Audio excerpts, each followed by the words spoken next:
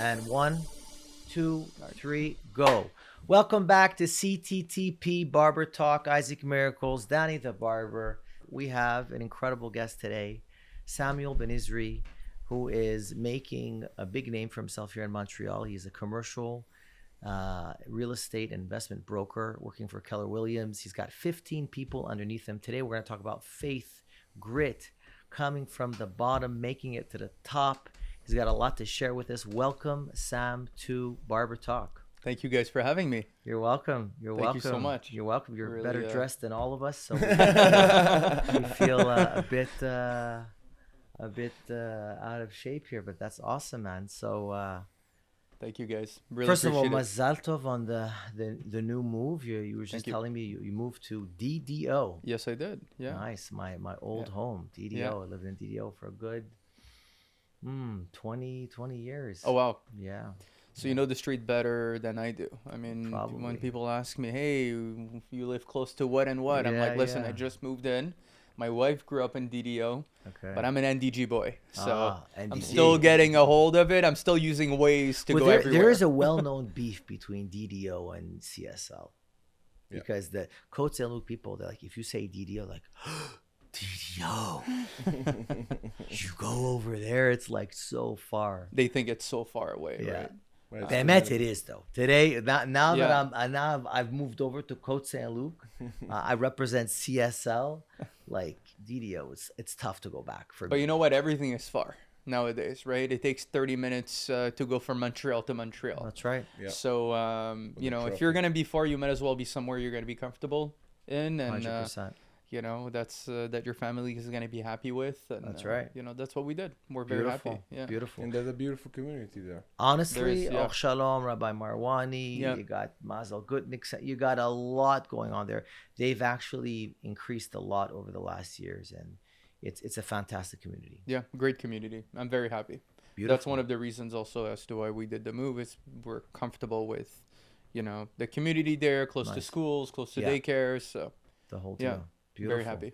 But most of your work is obviously in Montreal. You're always traveling. You're kind of, taking Yeah. the car back into town, I imagine. Oh yeah, my car is my second office. I mean, my office is in Westmount, so Okay. we're very close to downtown. Sure. That's where we're very active. You know, center of Montreal. Yeah. And then depending on the asset class we're working in, we'll be dispatched all across the GMA, right?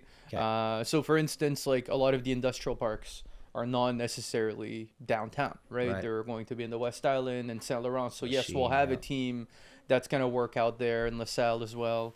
But then when you're working retail, for instance, the prime retail in Montreal is obviously in and around downtown Montreal. So this is where we're primarily focused.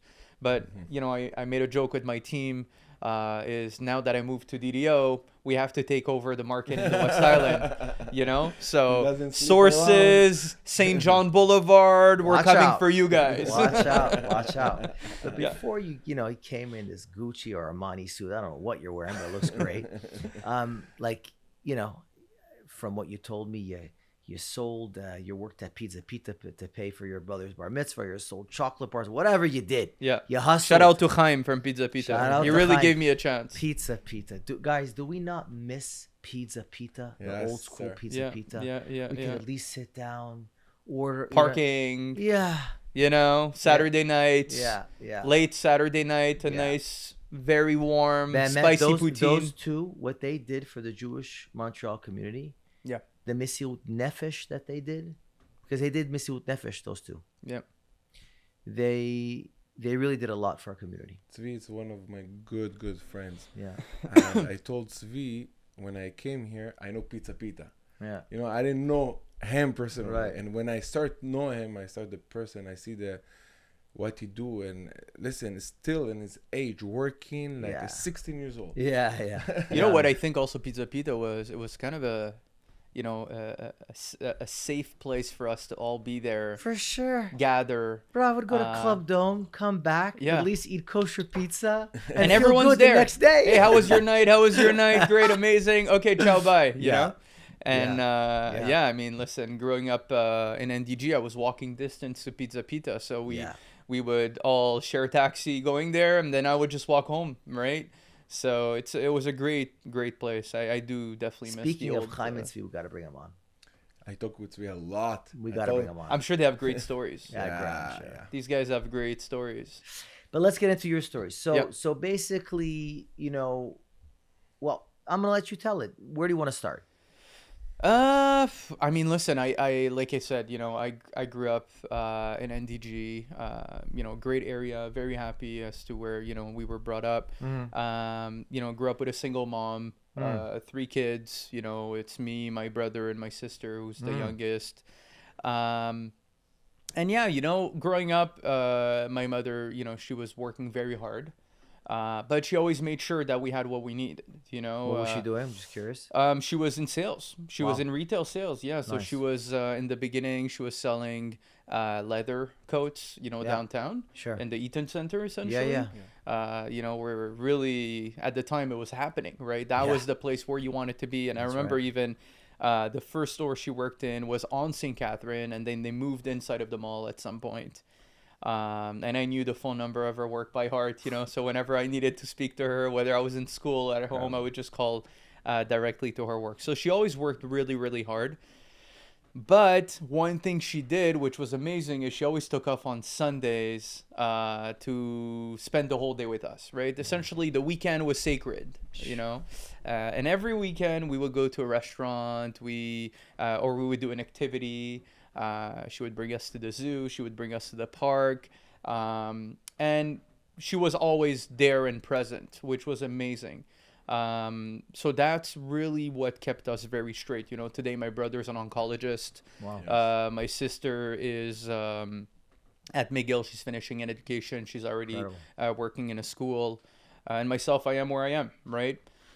So this is all because of my mother, essentially. Wow. She, because of all the sacrifices she made, right? Guys, we have to give it up for the single mothers. Yeah, Yes. 100%. I also come from a single mother household. I tell you, Yeah. the misiut nefesh, the self-sacrifice, it goes unnoticed. It goes unpaid. Yeah. Okay? For a long time unpaid. For a Yeah. very long time. Yeah. If you think about it, as parents, now as young parents, Yeah. you're like, oh, when am I going to get my break so I can Right. go do my workout, so I can Yeah. do this, so I can do that. But when I think back, when We're did my so mother ever get her narcissistic. break, Yeah. So that's really selfless. Like for her main focus was for us to have what we needed. We did all the trips, March of the Living, all whole the deal. trips to Israel with Dove and this and that. Wow. She made sure we did it. We went to the Jewish schools. Oh, she put you guys in Jewish schools.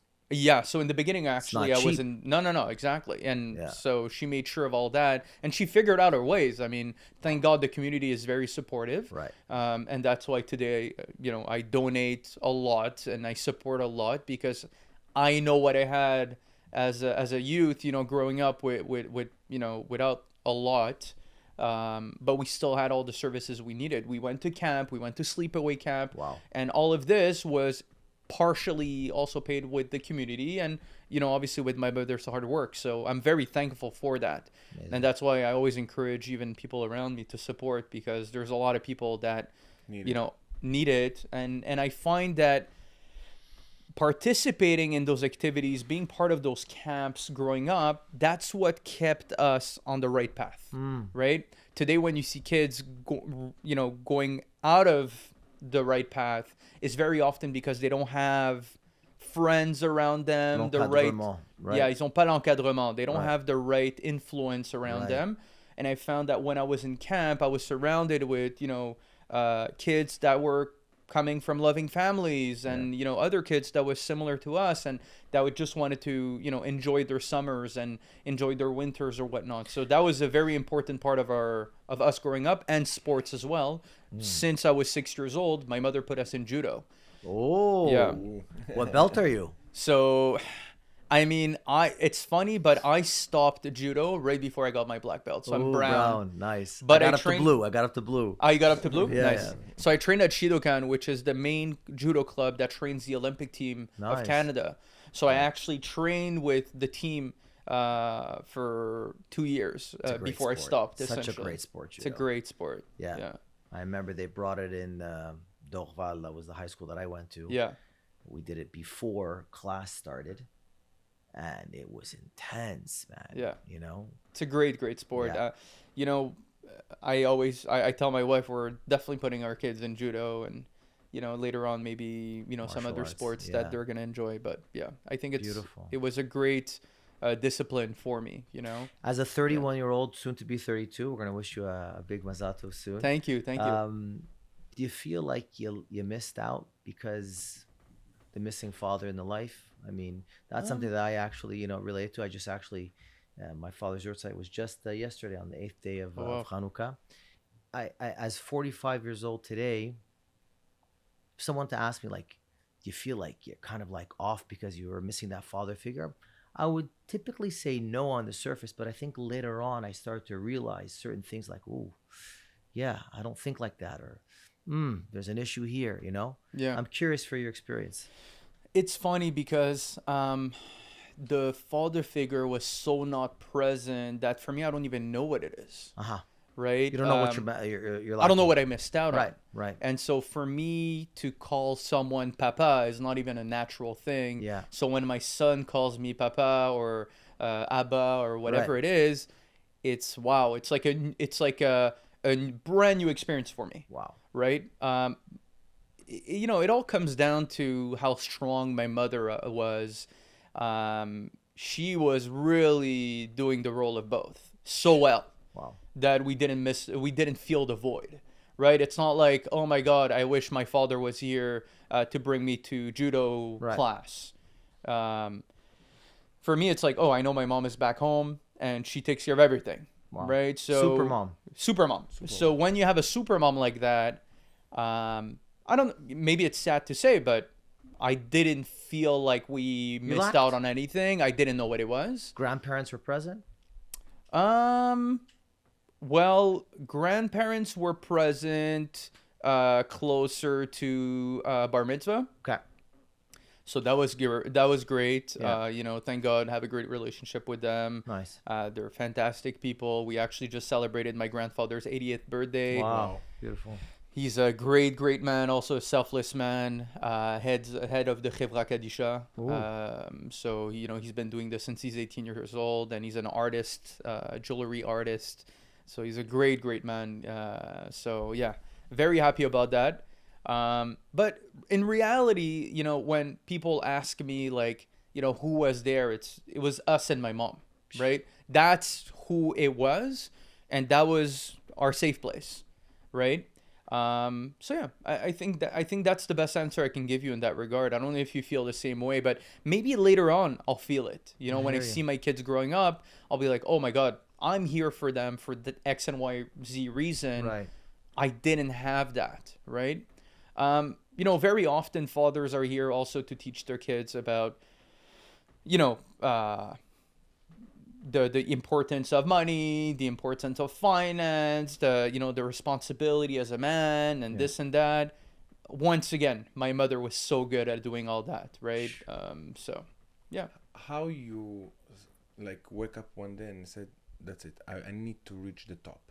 What happened in your life when you said, this is my moment, I'm going to reach? So for me, I had no choice, because if I didn't do it for myself, no one would do it, right? But so, it takes a lot of courage. It takes a lot of courage. But when you have nothing to lose, you have nothing to lose. You just go for it, right? So when you grow up with, when you don't grow up in a very wealthy family or with money or whatnot, at the end of the day, your biggest tool is you, right?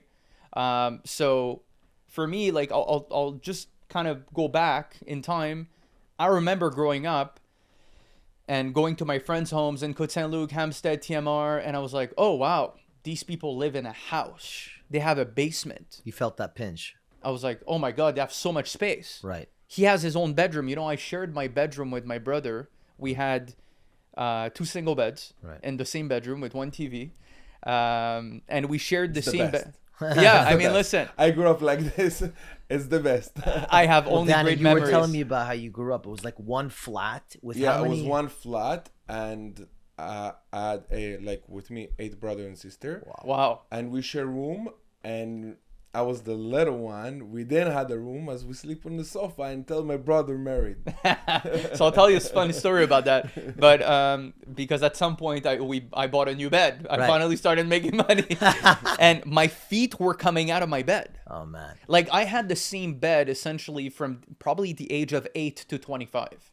Oh right? God. So, but which is fine. I mean, Right. listen, at the time, I really didn't care. For me, Right. this was all temporary. I knew it was Right. temporary, right? And it's all about your mindset. But, you know, at some point when I made it, I bought a queen size bed. So I told my brother, hey, we'll be able to sleep together in the bed. We have a Yeah. big bed. And my brother was like, I don't think we want to sleep together. And he was starting to date, and I was like, okay. So my brother started sleeping on the couch because he would fall asleep watching TV, and I would sleep on the bed. And at some point I told my brother, hey, you want to sleep on the bed? I'll sleep on the couch. And my brother, I think, got so comfortable on the couch that the day I left the house, that's when he took over the bed. Oh, man. But yeah, funny story. So, essentially we grew up, on those 2 single beds. So, growing up, when I would go to people's homes, I would say, wow, big kitchen, big backyard, basement, they have their own bedroom. I was like, how the hell do I get there?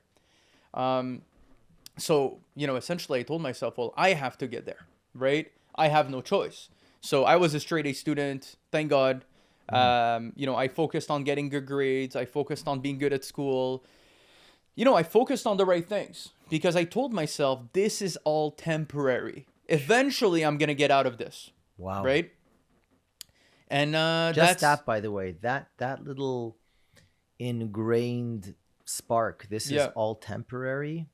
Yeah. It's a very, very, very powerful strategy and tool. And it buys you time. That's the Right. thing is, you have to be able to play with your mind to buy you time. Mm-hmm. So how do you buy yourself time? You have to tell yourself, this is temporary. Without getting frustrated. Exactly. Because there are thousands, if not millions, of people with the same story, that the kid went into drugs, now is an addict, and is forever blaming his single mom. Yeah. Here you have a similar story, different strategy, different technique, different outcome. Yeah, absolutely. I think, but yeah, you're totally right. It all comes down to the house.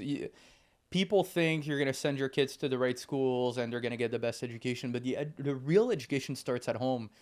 And for me, my mom always taught us to be very honest, very straight, not to screw around with people, not to take drugs, just to stay in the right path. And, doing judo, brought us that discipline as well. Having a, 75-year-old sensei from Japan, that could, flip you over with one hand.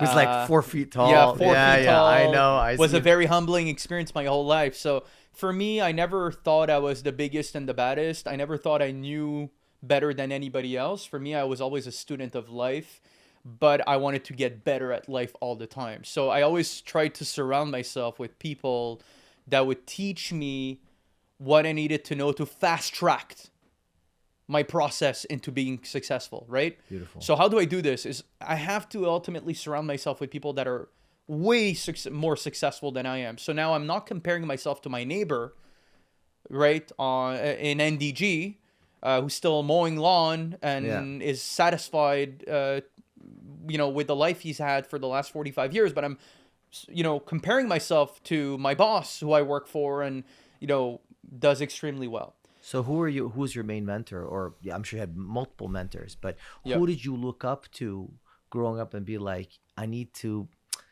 pick up some of the clues of your success,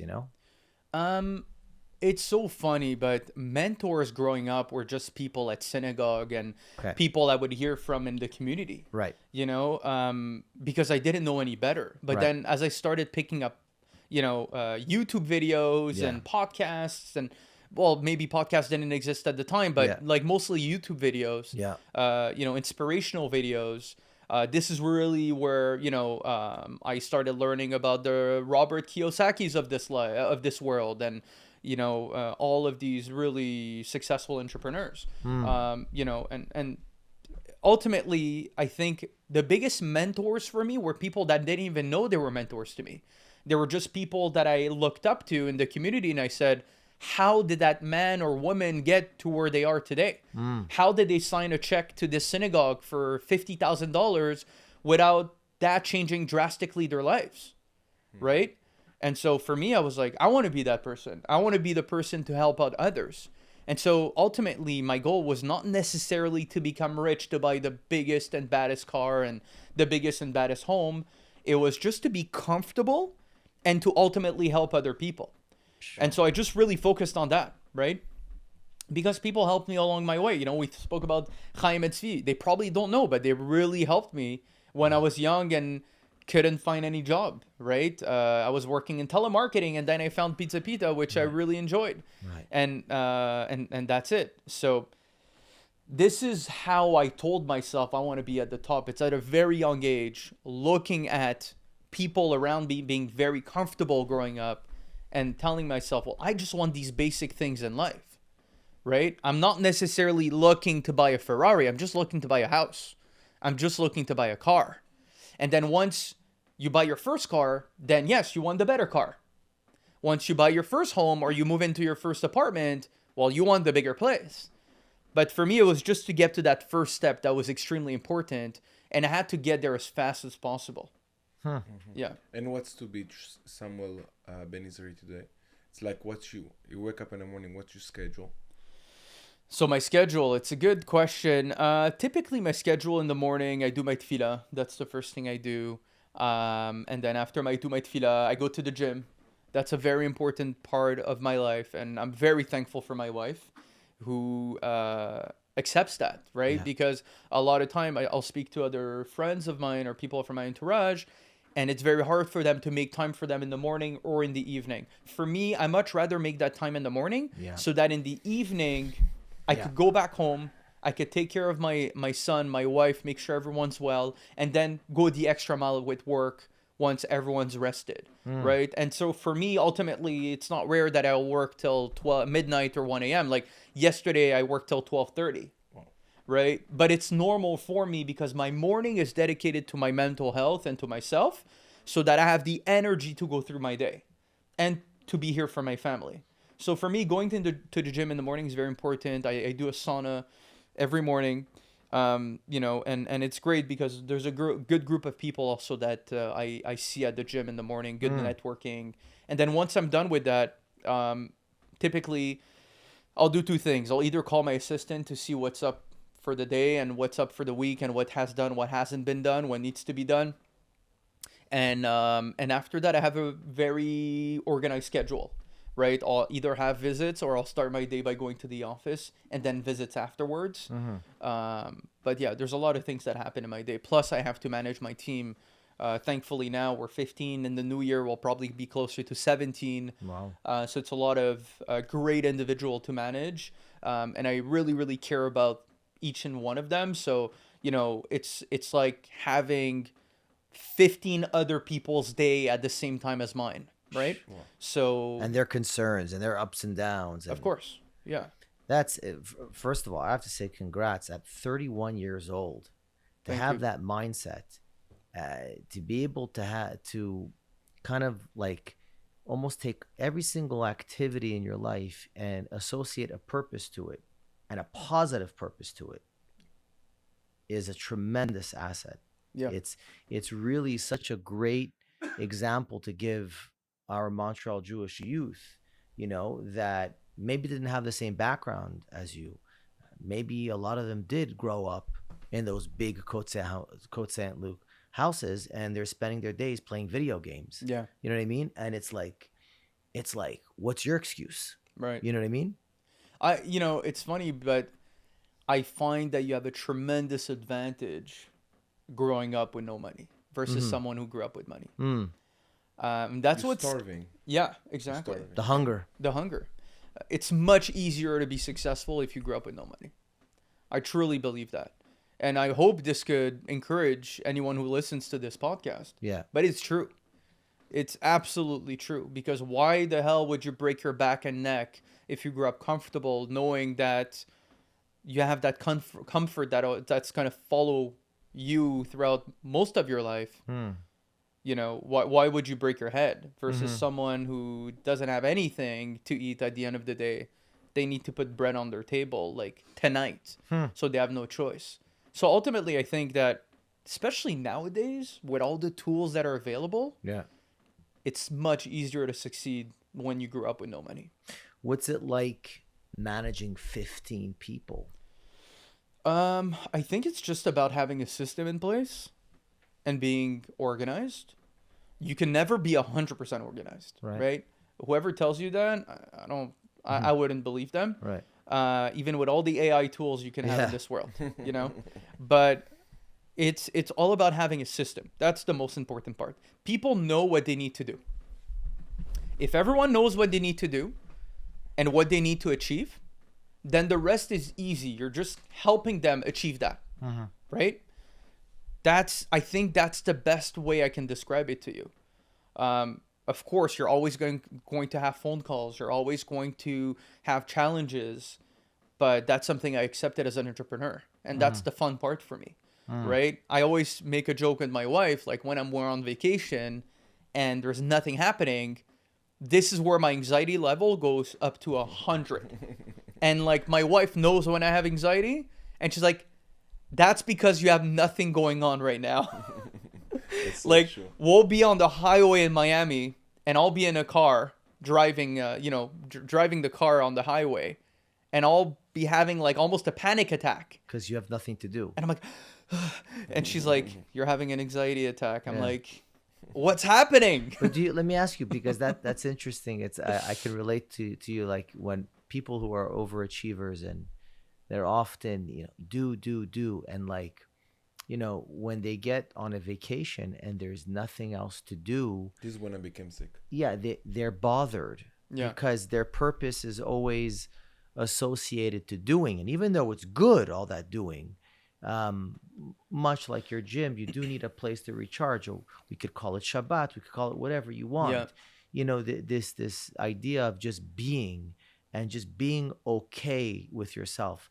How do you practice that? Well, the thing is, what I do for a living and my personal life are just one thing. It's integrated. So for me, it's different, right? Like I love what I do. So if I'm not doing every day what I love during a certain period of time, like, this summer, my wife and I and my son, we took a 3.5 week vacation in Europe. Nice.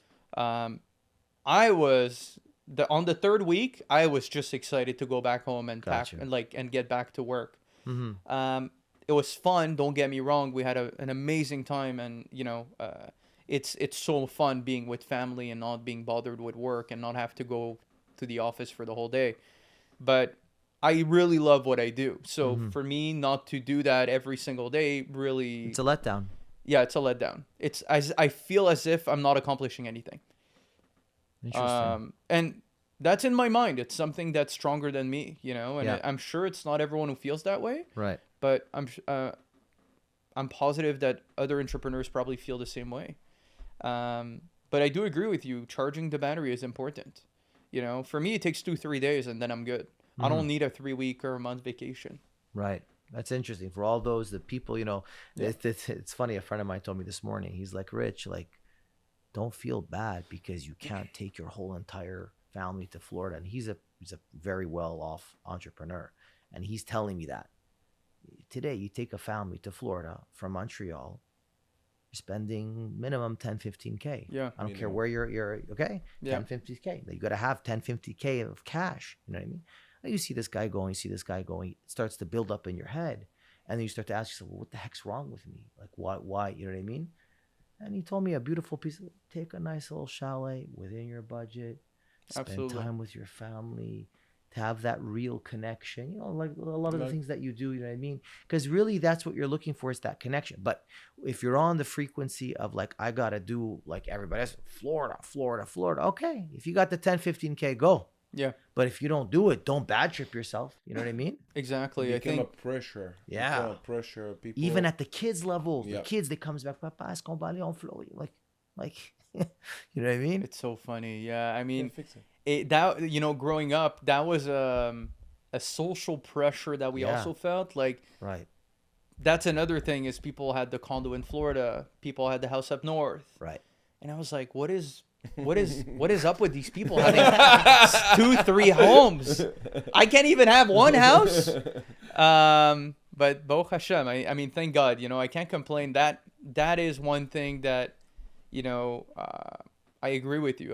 It's that social pressure, and going up north and doing all these activities, I feel like is something that is as amazing and 100%. as fulfilling. It's your mindset. It's the mindset. Nebrak, it's not like to have a house. It's like the people like losing electricity because they don't pay. Right. They don't have hot water. They don't have electricity. Oh my God! And for me to have just the electricity on all day, I'm good. You want me to tell you a funny story? So in where I grew up, right? Basically, when the shower was on, you couldn't have hot water in other rooms of the of the apartment, right? So and another thing was when we had the oven on, we couldn't turn on like the microwave. Okay. So it's so funny because when I would go to some friends' homes and let's say we would do like a sleepover or something like that, or I would go to their house up north, I would always ask my friend, hey, if you're going to take a shower upstairs, am I going to be able to take a shower downstairs? And they would look at me like, what are you talking about? I'm like, well, am I going to have hot water? Wow. And same with the electricity, right? Not like jumping. But I'm still obsessed on one thing. Something about you is extremely intriguing to me because most people would translate that into frustration. Okay? Mm-hmm. But it seems to me there's a magical ingredient. I think it's coming from your mom, as you said so well earlier, is that your frustration was almost matched with humility the whole time. It's like, I want to grow, but I'm not going to step on people's toes. I'm not going to, I'm going to do it right, straight. And yes, I want to grow. And I don't feel like an egotistical, like hustle, grit, this type of attitude. Right. You know what I mean? And to me, it's beautiful.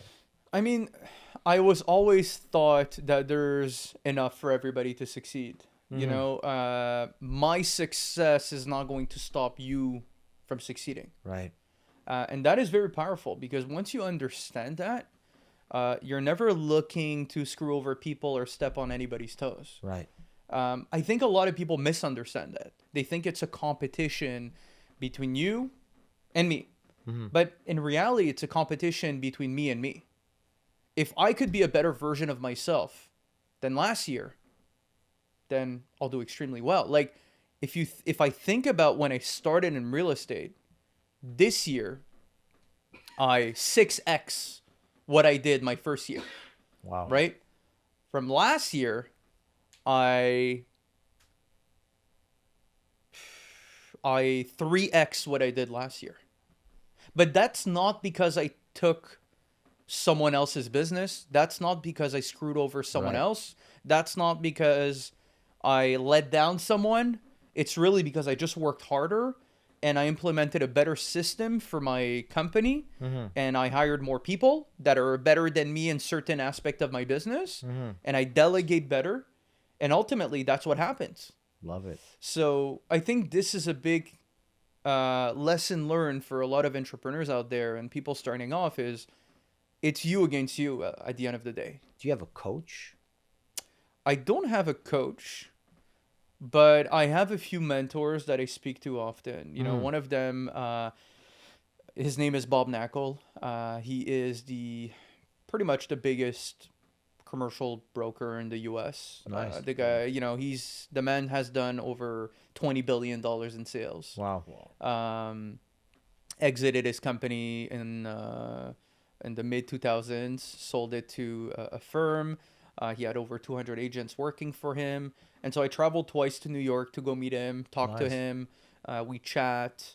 And then there's clients of mine also that became some mentors and some coaches. Beautiful. Who I very often ask them questions and call them. And, I want to learn from them. and they're successful in different businesses. So it's interesting because they all have different paths that they took to succeed. And it's interesting to understand what their perspective is, right? So yeah, very often when I have a important decision to make, I'll sleep on it and I'll ask someone for a second, third, fourth opinion. Yeah. It's like when I start looking for real estate brokers to bring in the podcast, everybody point you. Oh yeah. And but everybody said, you know, in the barbershop we know the secret. Everybody said, listen, Samuel Benizri made it. He's humble. He remembers his friends. Yeah. And when I called you, right answer, and I heard once, when you're busy, the busy people in the world, they'll answer you the fastest. And you the fastest person answer me. It was like straight, humble, you know, and when you tell him to show up for 4:30, he's there. For a haircut, he's not gonna say no. Can we do 6? I like it. And it's if people has to know it, because sometimes when you reach the top and you call the person, that's it, he doesn't answer. Right. You see them. Let me ask you a tough question though. I mean, here we're, you know, we're talking about reach the top. I made it. Okay. What does it mean to make it? What does it mean to make it for you? It means to have time. I think that's the biggest luxury, right? And how you use your time, because vacation is hard for you. Yeah. And when you buy time, what do you do with with it? the time? Exactly. For me, my time has to be spent with family first and foremost. People I love the most. You know, like you said, never forgot my friends. Yeah. My day ones. You know, spending time with them. And, you know, spending time for yourself as well, for you know, your own mental health, for your own, you know, benefit. Yeah. But ultimately, what is to be successful is to ultimately have time for the things that you love doing. I hear you. Right? Nobody loves working all the time. Right. But you have to work in order to make that time. So that's, to me, that's what it is. It's like credits, it's like buying credits, right? You have a certain amount of credits that you accumulate throughout your whole life. And how much credits can I accumulate throughout my whole life? How much time can I accumulate? At what age can I stop working so hard? You ever have any of the friends around you, like that one friend that just, you just keep on seeing them make the same mistakes, the same cycles, the same patterns, you know, and maybe he comes to you, you know, Shmuel, Sam, help me out. You know, you help him once, and it's the same story all the time. Yeah. Do you have that around you? Of course, I have many friends like that. Uh-huh. You know, growing up where I grew up, I mean, you know, so you're surrounded by other individuals that grew up with not much tools and, you know, not much opportunity. So absolutely. I mean, some of my current friends are like that. But, you know, repeating the same mistakes is essentially keeping the same habits. Right. So the biggest challenge for someone like that is to change their habits. And to change their habits is almost for them like changing their identity. That's right. Okay. So that's why it's very hard for them to make that sacrifice. They're not used to making sacrifice, right? They're used to other people making sacrifices for them, right? Other people owe them something. Well, my question is, how did you integrate that? Because again, when I'm listening to your story for the first time. Yeah. Okay. You could have, like I said earlier, you could have easily taken that frustration. Yeah. And said, screw this. My buddy's got a pool. I don't got a pool. I'm going to go do this today just for a fast thrill. But you don't do that.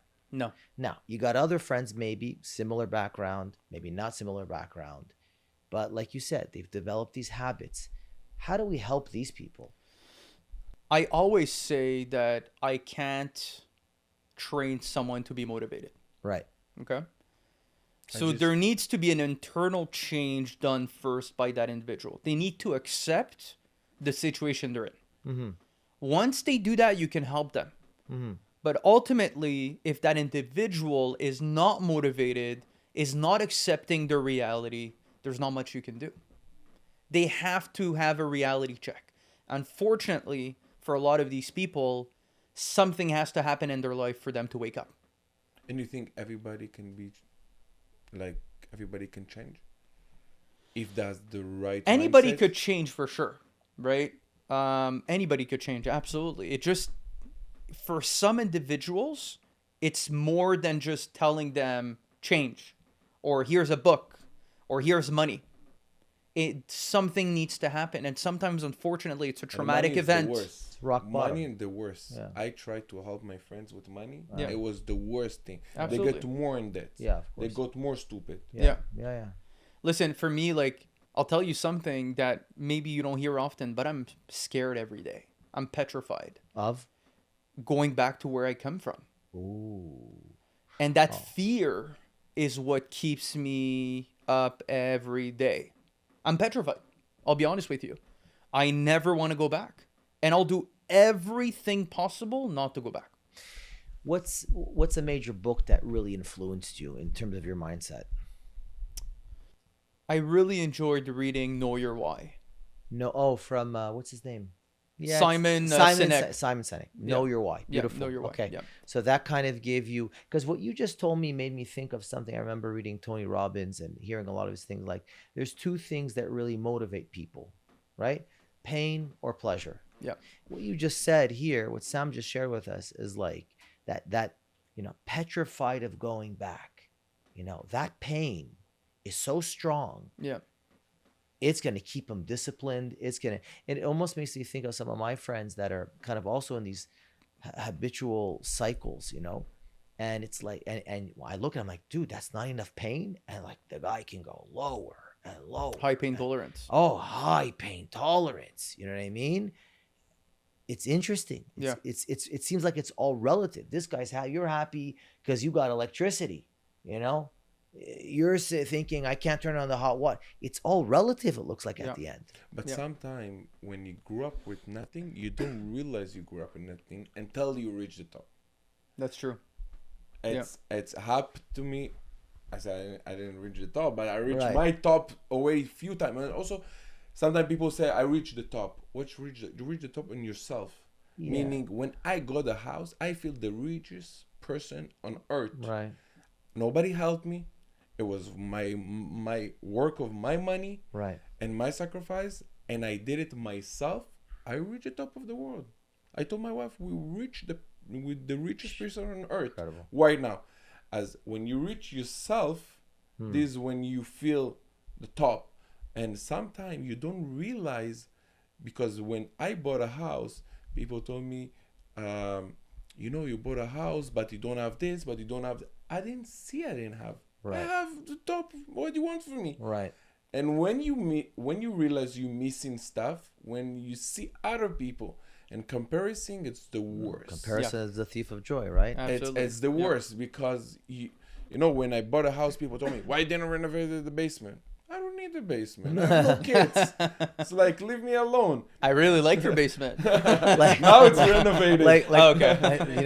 Another buddy of mine this morning, he told me, he's like, so did you find that flight to Florida you wanted? Because it's impossible to find now. It's just impossible. It's almost like he was like just waiting for me to be like, no, I didn't find it. Just it's like, my God, Oh, man. God. It's like Yeah. it's like this. It's like a virus of like, it's like victim. Like if you're not gonna go, if I can't go, you're not gonna go, and we're all not gonna. It's like, Yeah. it's such low frequency, and it makes me think a lot of hearing your story and thinking about my life and hearing your life. It's like there's some people that have that same grit, but it transforms into haughtiness, and then they like look down upon everybody. Yeah.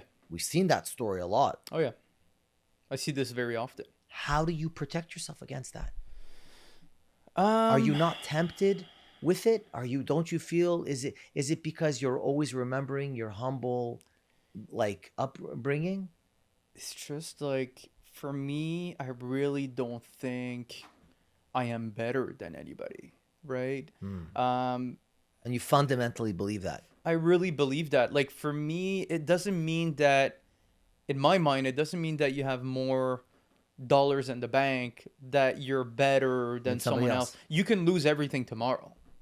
Wow. So, doesn't mean anything, right? Like, when I look at a family that doesn't have a lot, and they're super happy, and they have Shabbat every Friday night, Saturday together, a full table.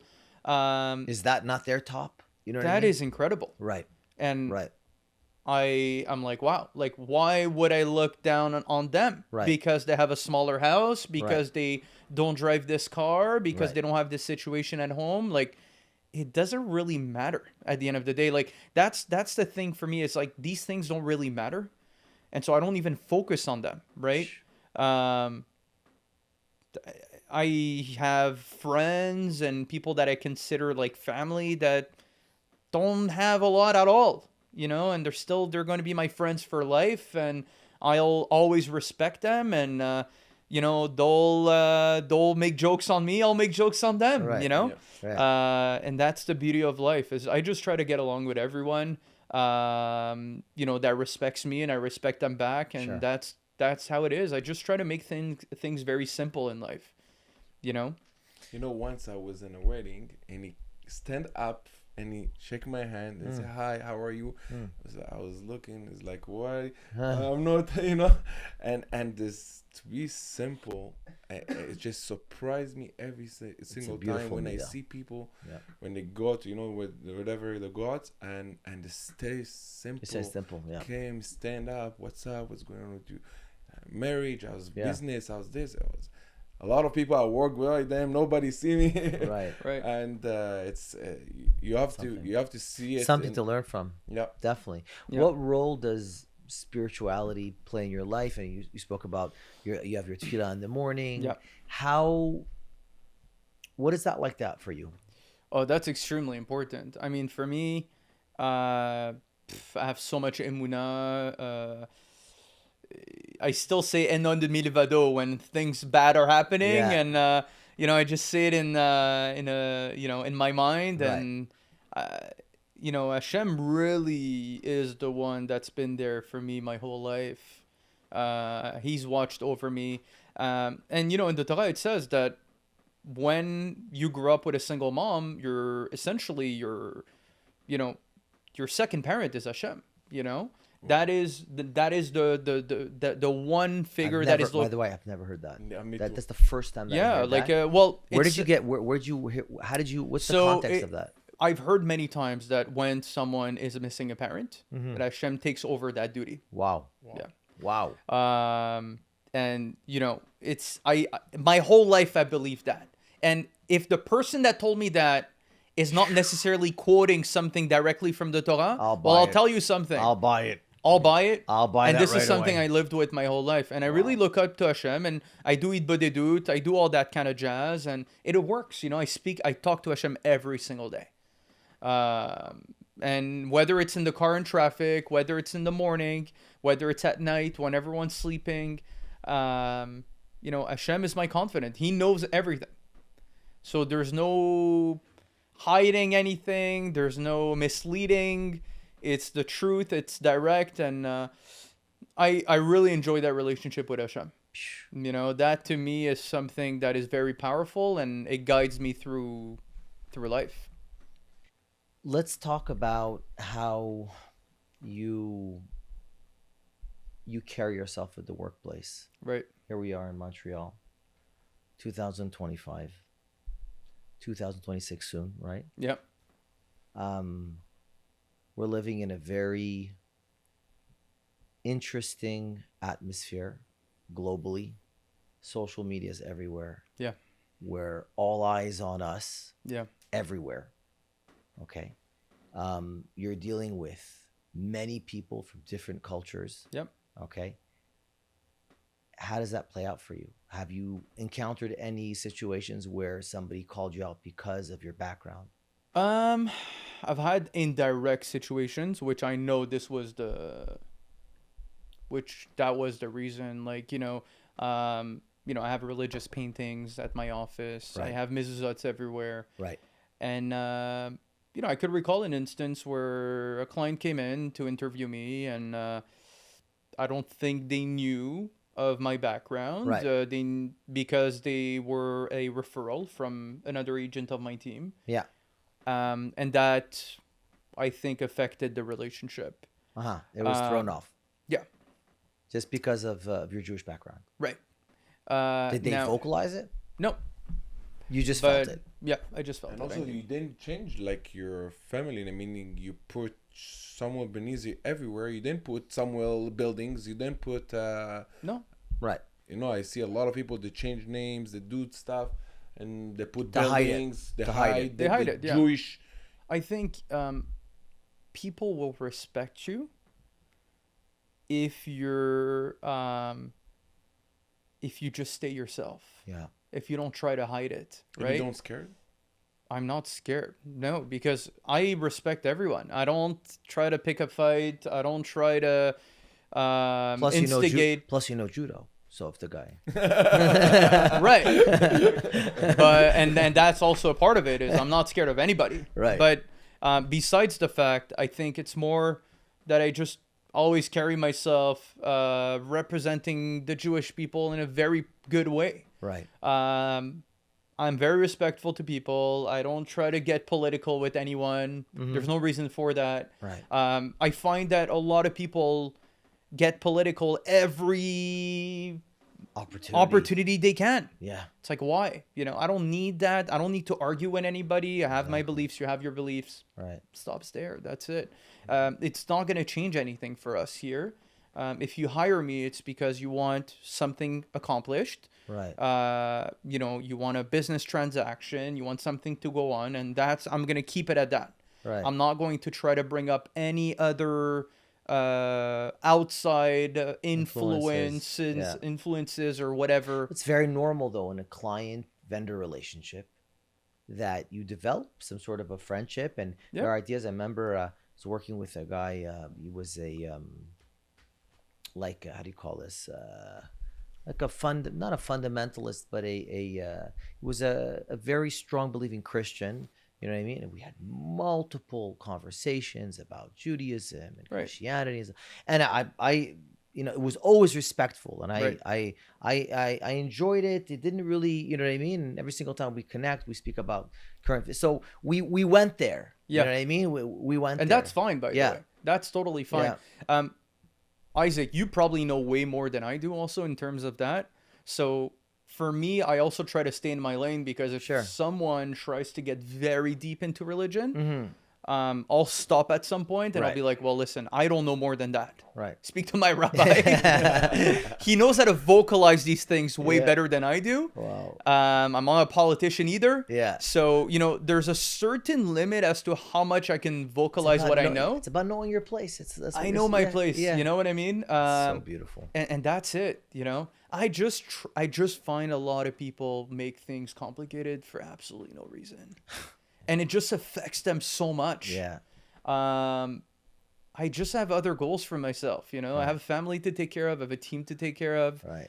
I have a community to take care of. Right. That's what I'm focusing on, man. Yeah. I think this has been one of the most powerful podcasts for me personally, first of all. I really feel blown away by a number of different things.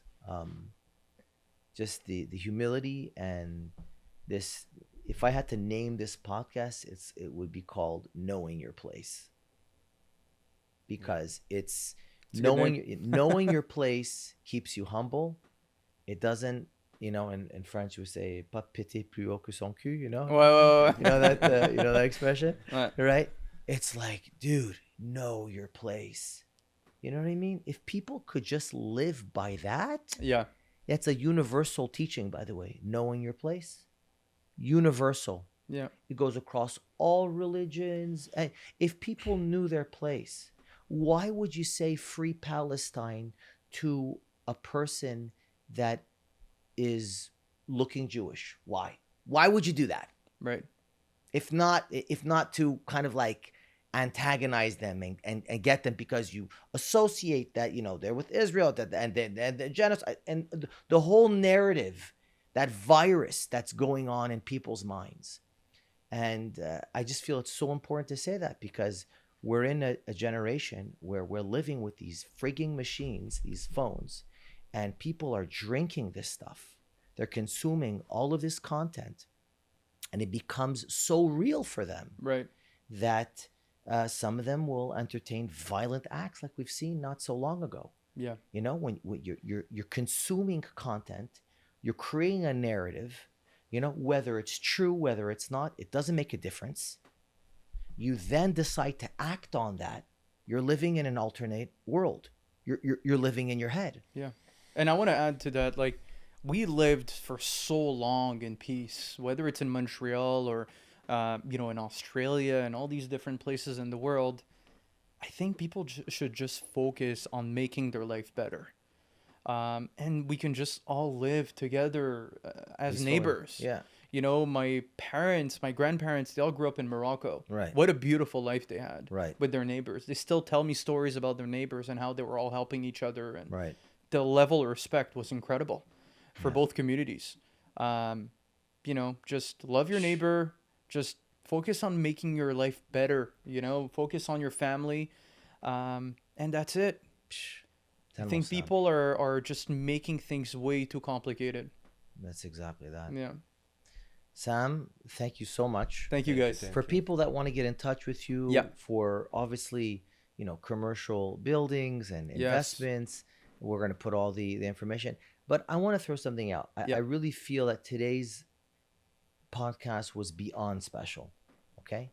Because there's a lot of youth, a lot of our youth, whatever background. The guy could be coming up with parents that are super rich and another maybe like you.